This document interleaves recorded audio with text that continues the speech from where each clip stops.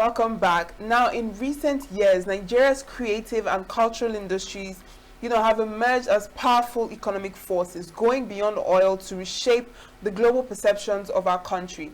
Now, Samuel Alidu joins us via Zoom this morning.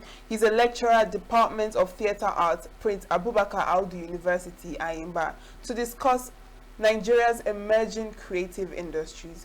You're welcome to the program. Good morning. Good morning, good morning, good morning, good morning, everyone in the studio. Good morning, Nigeria. Good morning. Good morning. Thank you for joining us. Now, let's talk about Nigeria's creative industry. How would you describe, Nigeria's shift from being an oil-dependent economy towards the creative and performance economy? How would you describe that shift for Nigeria? Okay, thank you very much for this engagement this morning. The oil industry, the oil boom, starting from the crude oil, had its dominance around the late 1960s into the early 1970s, where we know to be the oil boom in Nigeria. However, as time went on, other industries began to emerge. Industries like the tech industry like the periods of the industrialization and all of them. However, one of the very consistent industry that has stayed true till date is the creative industry. You can simply call it the creativity industry. And one of the reasons why the oil industry appears to be nosediving, why the creative industry is having a major boom, is that a point comes in the lives of everyone, and communication becomes very, very important. And there are various channels of communication. And one of the ways to do that is via the creativity industry. So you will see that issues of depression, people are down with one economic challenge or the other. So the creative industry comes in handy. Everyone, including you, at some point will flip to your phone, flip to your device just to ensure that you go through one skit, one comedy, one comic relief or the other. The reason is that the country, the economy, the world at large is already a difficult place to be. So the creative industry comes to at least downs the tension. So that is why beyond the crude oil, beyond oil, the creative industry has become the new normal. And you see that online today, a lot of young persons are making hundreds of thousands, if not millions. As a matter of fact, people are becoming millionaires and billionaires today because they are involved in the creative industry. So definitely, there is a major shift from oil to the creative industry. Thank you. All right, now, Mr. Alidu, now, what unique element would you say makes the Nigeria's creative, industry nationally and globally appealing? What are the elements? Yes, one of those elements is the fact that the creative industry in Nigeria, particularly, is something that has to be relatable. It is relatable to the ordinary and the common man. The creative industry is not, some very abstract creativity. No, it is not Eurocentric. It is unique to Nigerians. It is unique to Africans and the black race. So part of the reasons why it is very, very unique is the fact that people can relate. They look at this creativity, they look at the art, they look at the design, they look at graphics, they look at comedy, they look at what Nollywood is doing. Take for instance, people can relate. So that's one of the unique elements. Of course, one of the other elements is the fact that this industry, the creativity industry, has a way of appealing to people. Um, People just want to laugh. People want to smile. Nobody wants that difficulty. Nobody wants that tension. So people want to calm down. Have after the hustles and the bustles of the day, they want to have a place to relax. They want to find something that will keep them relaxed. Issues of hypertension, high blood pressure, it's everywhere. Even the health industry is beginning to fall back to the creative industry. So I will say one more time, it is the relatability people can relate to the real life situation that are being enacted in the creative industry. I think that's what I should be able to say about that. Thank you. Now, you've explained, the elements that make creative industry unique, particularly to Nigerians and to Africans as a whole. Looking at Nollywood, Afrobeats, and contemporary performance practices, how would you say that these things are shaping, Nigeria's identity on the global stage now? Thank you very much for that question. Now, the creative industry has been shaping, continues to shape, and will continue to shape. Let me add very quickly that the creativity industry is one industry that will stay beyond the imagination of anyone. If anybody is expecting that, like the oil industry, it will begin to nosedive and probably have a downturn. When we studied history, we had what we call the rise and the fall of several empires, the old oil empire. The creativity industry is not going to fall. It's not going to fall anytime soon. And let me state this. This is why. Uh, Look at the creative industry, for example, particularly Nigeria, and how it is taking a global shape. You look at comedians, you look at skit makers, you look at content creators. I think recently, even on your show, we had the young man we call Kevin Black. Kevin Black, I think he's popularly known as Governor Amuneke currently.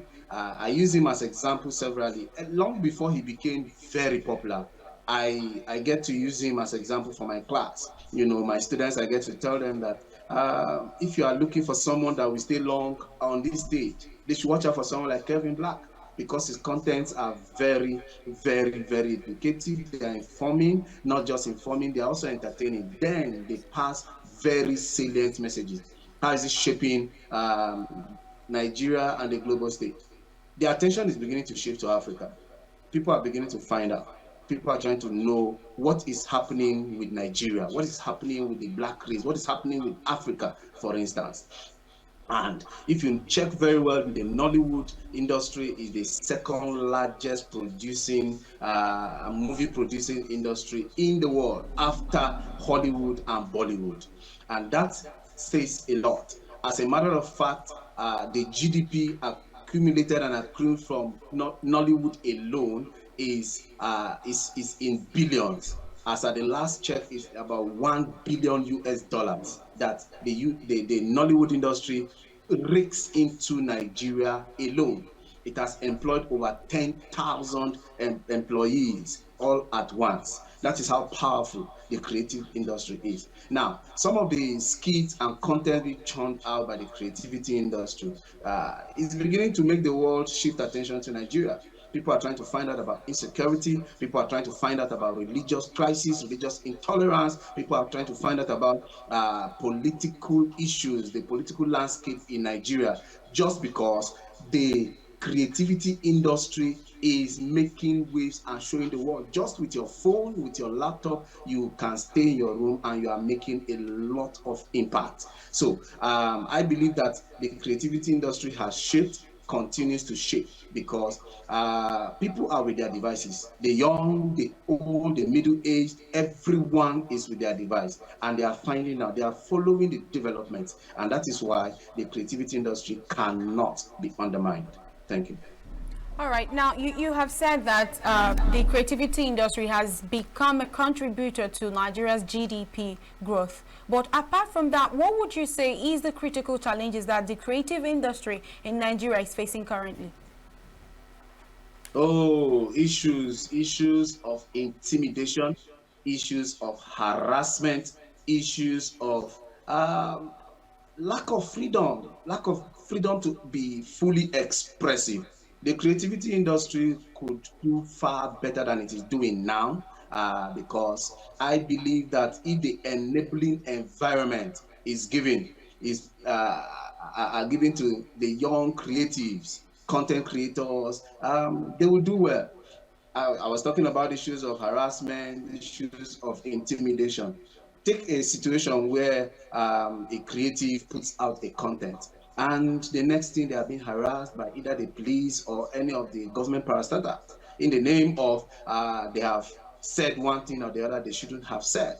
You and I know very well that the Freedom of Information Bill is still far from being realized in Nigeria. It's still a fallacy as far as I am concerned. And as academics, it is our responsibility to put these things out there. So the creative industry is supposed to be the mirror of the society. What we do in the theater praxim is that we are mirroring what happens in the society. No creativity personality wakes up and does anything out of the blue. Nobody does anything in vacuum. There must be a rider to something. So that is what government must understand. As a matter of fact, they have to ensure that they help the creative industry to achieve their dream. So what are the challenges? One of the challenges is that the funding is not there. The economy is difficult. The economy is tough. We must acknowledge that fact. When young persons who are trying to be creative here and there are finding it difficult to even get a good device. For instance, I am having this session currently without the public power supply, and this is a public office. So if we need basic amenities like electricity, power, to be able to bring out the best, I can assure you for free that we will not get the best if these challenges are there. So funding is another thing that I think should be looked into. Of course, one other challenge is the challenge of acceptance. We are in regions. People find it difficult to accept certain creatives, So as long as these things are still departmentalized, regionalized, we may find it challenging to make progress. The challenges are numerous, but of course, just a few to mention. Now, from these challenges that you've mentioned, would you say that in Nigeria, the environment is not enabling for creators, particularly, young creators or up-and-coming creators?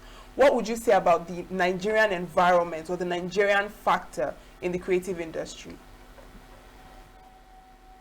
You see, in Nigeria today, we understand that the highest bidder takes it all. We also understand perfectly that the creative industry is under siege, if you ask me. I have mentioned, and without fear or favor, it is true that creatives are being arrested, creatives are being incarcerated, they are being imprisoned. Let me take your mind back to October 2020. October 2020, when we had the EndSARS experience. There were lots of creatives who came out, content creators, a lot of actors, a lot of Nollywood persons, and all of them who came out to say, no, enough of intimidation, enough of harassment. And what happened? Many of them were, without mentioning names, and the records are there in the public space for everyone to find out. So like I mentioned earlier, the moment a creative is being intimidated, the moment a creative tries to put out a content, a creative idea, from out of his creative ingenuity, and deep down, there is that fear. There is that fear of the unknown. What would happen if I put this out? Yes, we understand that there should be a lot of issues. There should be a lot of censorship. We don't just wake up and put everything out there. There should be regulatory bodies. But how well are these regulatory bodies doing or carrying out their functions? These are some of the issues. So definitely, it will pose a greater challenge. People are being arrested. People are being intimidated. People try to mirror what they see politicians do. People try to mirror what they see worship leaders, pastors, imam, what they do. But the moment they put it out there, they begin to complain. They say, why are you saying it the way it is? You should have sugar-coated it. But the issue is that you cannot sugarcoat a message, especially to a very hungry man. People are hungry. People are depressed. People cannot sort their basic bills. People are in hospitals and they are incarcerated because they cannot pay their bills, even in government-owned hospitals. So what are we not talking about? I mean, it's a major challenge. All right. Now, when you were speaking about some of the challenges that the creative industry is facing, you mentioned that they are departmentalized and they are also regionalized. What do you mean by that? Okay, I am from the north central part of Nigeria. Forget the fact that I am putting this. This is because as a creative and as a Nigerian, I believe that I am a Nigerian and Nigerian enough to be anywhere. Normally, as an Igala man from Kogi State, I should be flying the yellow and black colors that represent my identity. But again, I had my postgraduate program at the University of Nigeria in Nsukka down to PhD level, and I'm still very much connected to the East. So this is what I'm trying to talk about. You see, as a person, I've attempted to break that rank to, demystify that challenge. What do I mean by these challenges are regional and departmentalized? For instance, a typical Hausa creative will find it a bit difficult to penetrate the market in the Southwest or in the Southeast. No matter the message he or she is carrying, it may take a very long time. Vice versa, a typical content creator or a creative from the Southeast may find it difficult to have or receive acceptability, reception, far north. The reason is that there is always the mindset that this is my person, this is my people, these are my people rather, these are persons I can relate with. So it takes a lot of time, no matter the message a person is trying to pass, as long as your name is probably Adewale, your name is Ojonubede, the Igala like me, or your name is Chukudi, there is you need to go the extra mile to be able to gain acceptability. And it has been proven from various research. Take for instance, the Yoruba movie industry is thriving very well. But the issue is that how many persons will be able to understand, what is being said if it is not subtitled. Uh, Movies from the Igbo extractions are also there, passing beautiful messages that could be very helpful to other regions. For instance, if you need to come to the East, you need to understand and ascertain the very, cultural beliefs, the norms and values of these people. But because there is a brick wall in the hearts of many Nigerians, we have not seen each other as one. So we still see that this is an Igbo man, this is an Igala man, this is a Hausa man, this is a Tiv man from Benue State. So even if I'm putting out a content or a creative piece from the Benue region talking about insecurity, talking about bandits, as they call them, these people are terrorists as far as we are concerned, but they keep watering it down, calling it bandits. If you put up any content like that, somebody will look at it and say, hey, I'm not from Benue State. How does that concern me? So these are some of the issues we're talking about. And this is why I feel personally that the challenges are departmentalized, they are regionalized. Thank you. Now, from these challenges that you've mentioned, are there any solutions, particularly when it comes to these departmentalization and regionalization? How can we break that wall so that everybody can, resonate with content from people of different parts of the country? Collaboration, not competition. Collaboration, not competition. When creatives from various parts of the country come together, when they begin to put bits and pieces together, it will make so much impact nationally and globally. What do I mean? Um, there are a few creatives that I follow personally because of their, brand and what they represent. If they come together from the southwest, from the southeast, from the south, from northeast, north central, northwest, wherever, what part of Nigeria, wherever they are from, as long as they're able to come together, they should be able to break the rank. So beyond competition, we should look at collaboration. By the way, in business, it is said that when collaboration meets good effort and creativity, definitely the result will be monumental. It will be transgenerational. People should look at the creative industry, should look at messages beyond now. They should look at the generations to come. We are already talking about the Gen Z, how it's difficult to relate to the Gen Z generation. Go to TikTok today, you see a lot of creative doing wonderful things. Just imagine if they come together. I am on the theater arts department. Prince Abubakar Aldo University and Iba, formerly Kogi State University. Imagine the collaboration between our arts theater, University Arts Theater, with that of Nnamdi Azikiwe in the southeast, without of UNN, without of Abia State University and all of that. If we come together, we will be able to break that wall. It begins first by accepting that we are all Nigerians, we are facing a common challenge, we are facing a common issue, and each and every one of us must put our hands on deck to ensure that these challenges are surmounted. All right. Now, Mr. Alidu, when you were speaking earlier, you mentioned that funding was part of the problem that the creative industry in Nigeria is facing. Now, the Central Bank of Nigeria and the Bank of Industry, they launched a creative industry financial initiative and a development bill. Now, from all of this that they launched, how, what is the impact of this particular program, towards the creative industries in Nigeria?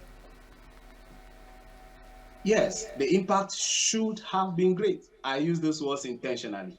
The impact will be beautiful. It will be unimaginable if these policies, beautiful policies, are implemented. You see, there are very common issues and popular knowledge in Nigeria. All right. Today we know very well that we are very, very good at policy making. Policy creation is beautiful, but policy implementation is what we are talking about. How well is this going to be implemented? So we know very well, we know of the Bank of the Bank of Industry, BOI, we know of even the Bank of Agriculture, and then we know of the Central Bank. We know that they are, in policy, in principle and theory, they are making, policies that will better the lives of creatives. But ask those of us who are in both theory and practice, because I'm both a practitioner and also a theorist. I teach and I do. Okay, ask us. We will tell you that when you make application, when you apply for funds, it will take decades, it takes ages. And I think this is where the challenge is. And Nigerians are known to be, with all due respect and unapologetically, some impatient group of people. Some Nigerians are quite impatient. The moment they try once, they try the second time, it's not working, they just move on. So the funding is allocated, but the issue is it implemented? Is it implemented? So if the implementation is taken seriously, I believe that the creative industry will do a lot. And we must continue to add that Nigeria stands to gain maximally, gain monumentally from the creativity industry if attention is given to it. Take the US, for example. The United States of America has one of its largest, and I mean it the very largest GDP from Hollywood. That is why the United States of America's government, they put a lot of funds, they put in a lot of effort to project the culture of the Americans. You can't watch a Hollywood movie and not, consciously pinch yourself to tell yourself that, to remind yourself that as I am on my way to America, I have to behave myself. Because you have seen something that makes you know that your entire database is captured just like this. So the funding. Can you hear me? Yes, I can hear you loud and clear. Now, as a lecturer in the Department of Theatre Arts, how would you assess the current education curriculum in the theatre and performance studies as regards to preparing students and graduates to thrive in the creative economy, outside university environments? How is it like?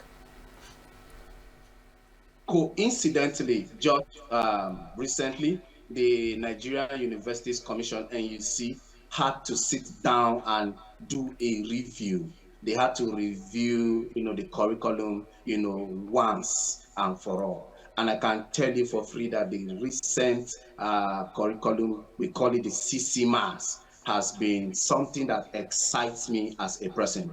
Before now, maybe let's say about 4 or 5 years, 3, 4, 5 years ago, I would have been answering this question with some mixed feelings. But currently, as of today, as of now, I can tell you that the curriculum is something that can prepare the young Nigerian graduate, particularly in the field of the arts, theater arts practice and practitioner, for preparing them for the challenges that lies ahead. I give you an example.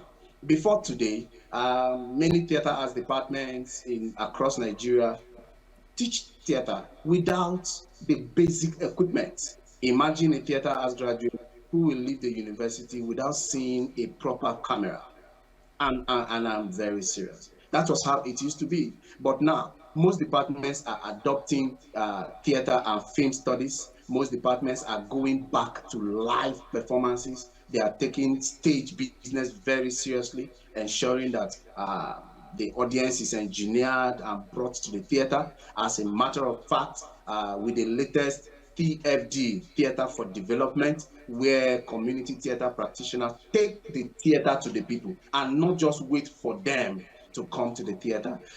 It has become something very, very interesting. So the curriculum is good. The curriculum is good. All that is needed is to inspire the young Nigerian graduates, and the world cannot even contain them. All right, thank you for that response. Now, you mentioned collaboration from different creatives in the industry. Now, what are your thoughts on public-private partnership, for the creative industry, from the government, from international bodies or brands, and even tech platforms? No, thank you very much for that. The public-private partnership is very, very important. Very, very important because take the tech industry, the tech world, for instance. It is a place, it's a platform where a lot is happening, and even financially. This is particularly because a lot of persons are using tech. A lot of people are into tech.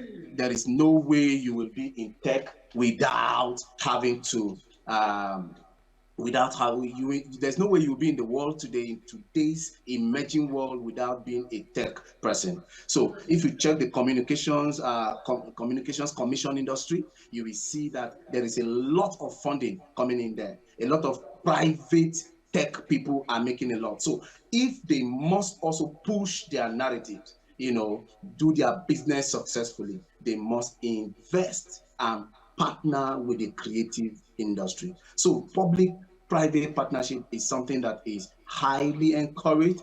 It's currently going on. We see creatives, we see young content creators who are into one thing or the other. When their shows are coming up, you will see that a certain brand is supporting them, a certain brand is sponsoring, and sometimes they co-sponsor, sometimes they co or part sponsor, sometimes they fully sponsor everything. That has been helpful to the young creatives in Nigeria, and we do encourage. It is highly engendered and encouraged that a lot of it, more of it should come. Those in oil and gas, those in communications, those in tech, those even in religion, they should all come together and support the young creative industry in Nigeria.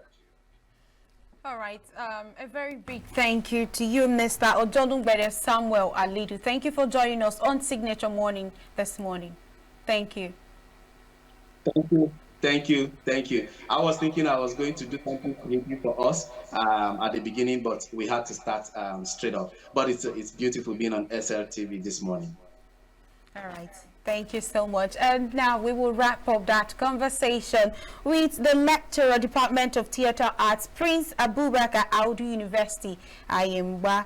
And we'll go on a short break. When we return, Signature Morning continues.